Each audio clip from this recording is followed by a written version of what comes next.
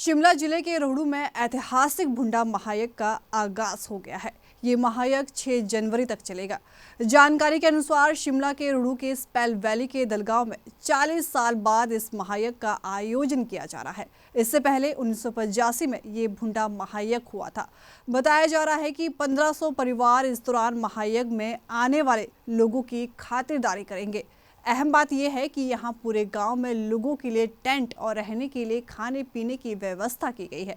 ऐसे में 100 करोड़ रुपए खर्च होने का अनुमान जताया जा रहा है।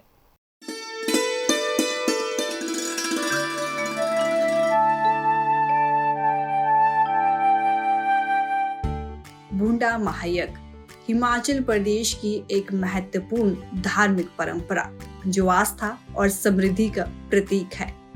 इस आयोजन का इतिहास काफी पुराना है। पौराणिक कथाओं के अनुसार भगवान परशुराम ने इस यज्ञ को राक्षसी शक्तियों का विनाश करने और लोगों के उत्थान के लिए शुरू किया था। ये यज्ञ हर 12 साल में आयोजित होने वाला था, लेकिन समय और संसाधनों के कारण ये अब 3 दशकों बाद होता है। 5 दिन चलने वाला ये महायज्ञ इस बार 40 साल बाद हो रहा है। इससे पहले 1985 में इसका आयोजन हुआ था। चलिए आपको भुंडा महायज्ञ क्या है इसके बारे में जानकारी देते हैं। हिमाचल में भुंडा महायज्ञ निर्मंड, रामपुर, शिमला, सिरमौर के क्षेत्रों सहित हिमाचल के कई स्थानों पर अलग अलग समय में देव प्रांगण में होता है। 2005 में देवता साहिब बौंदरा महाराज के प्रांगण में भुंडा महायज्ञ हुआ था।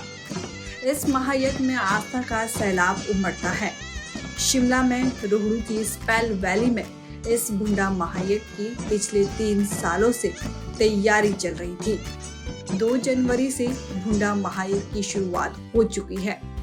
इस यज्ञ से लोगों की धार्मिक आस्था जुड़ी हुई है। ये यज्ञ हिमाचल वासियों की धार्मिक आस्था का प्रतिनिधित्व करता है।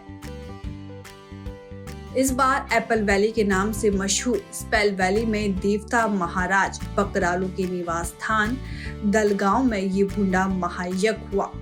इससे पहले साल 1985 में देवता बकरालू महाराज के मंदिर में इसका आयोजन हुआ था।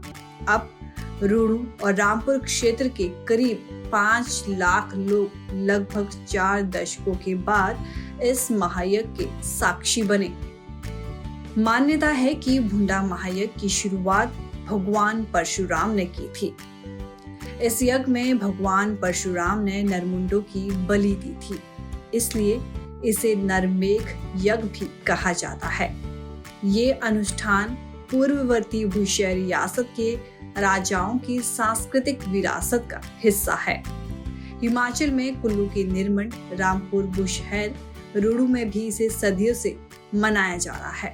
रोहड़ू के दलगांव में हुआ ऐतिहासिक भुंडा महायज्ञ में शनिवार शाम के वक्त बेड़ा रस्म पूरी की गई। इस महायज्ञ में सूरत राम ने मौत की घाटी को घास से बनी रस्सी से पार किया।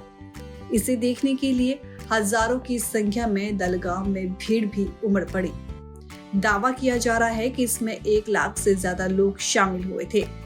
इस रस्म को पूरा करने से पहले जब रस्सा लगाया जा रहा था तो उस दौरान कुछ लोगों के हाथ से रस्सी नीचे गिर गई थी, मगर बाद में संभालते हुए स्थानीय लोगों ने इसे बांध दिया, जिसे रस्म निभाने में वक्त लगा। बता दें कि इस रस्म को विशेष जाति का व्यक्ति बेड़ा बनकर निभाता है। बेड़ा सूरत राम ने एक ऊंची पहाड़ी से रस्सी के जरिए नीचे की दूसरी पहाड़ी के बीच स्लाइड करते हुए मौत की खाई को पार किया। सूरत राम ने 9वीं बार बेड़ा बनकर रस्सी के सहारे मौत की घाटी को पार किया है। आपको बता दें कि सूरत राम की उम्र 65 साल है। इससे पहले 1985 में बकरालू महाराज के मंदिर में भुंडा यज्ञ हुआ था। उस वक्त भी सूरत राम ने इस रस्म को पूरा किया था। उस समय सूरत राम की उम्र 21 साल थी। आज सूरत ने 9वीं बार इस रस्म को निभाया है।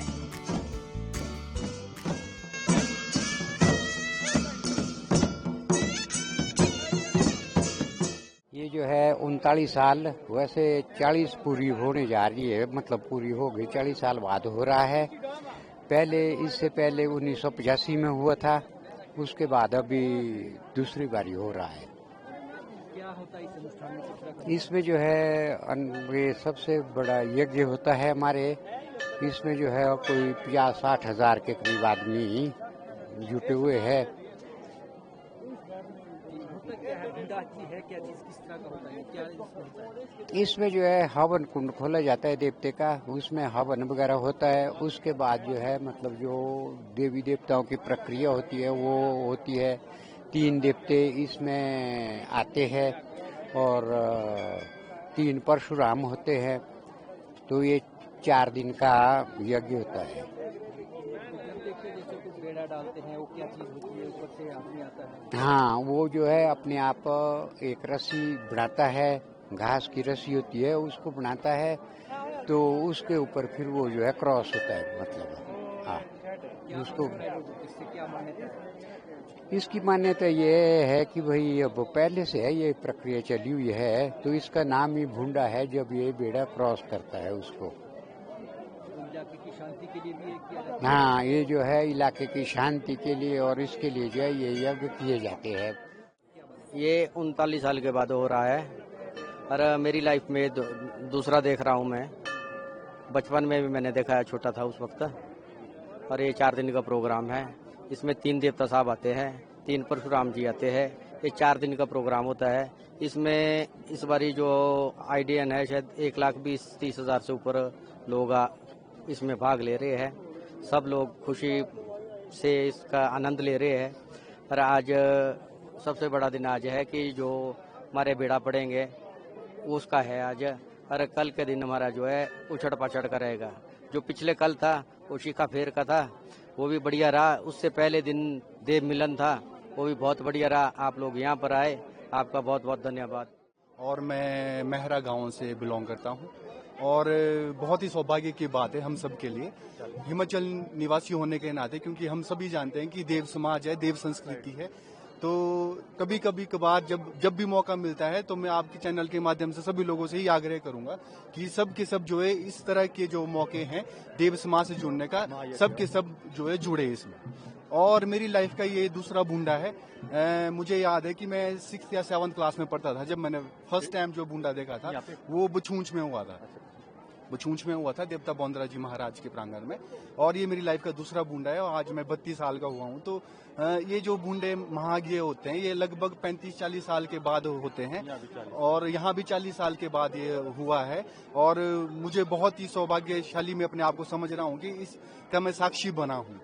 और यहाँ पे लगभग ये 3 दिन का इवेंट रहता है मोस्टली, जैसे आपको सभी को विदित ही है कि 2 से ये शुरू हो चुका है।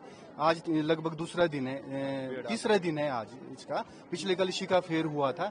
पहले दिन यहाँ पे देवी देवता आते हैं, लगभग 4 देवताओं का आगमन यहाँ पे हुआ है, बड़े बड़े देवताएं हैं। और आज तीसरा दिन है और आज का जो दिन है बहुत ही स्पेशल है। आज यहाँ पे जो है बेड़ा जो बोलते हैं, जो एक जो है वो एक तरह की रस्सी जिसको हाँ दूर से उसके ऊपर जो है वो फिसल के आते हैं। तो ये भी एक देव समाज से जुड़ा हुआ एक रिस्क चीज है ये। हाँ जी।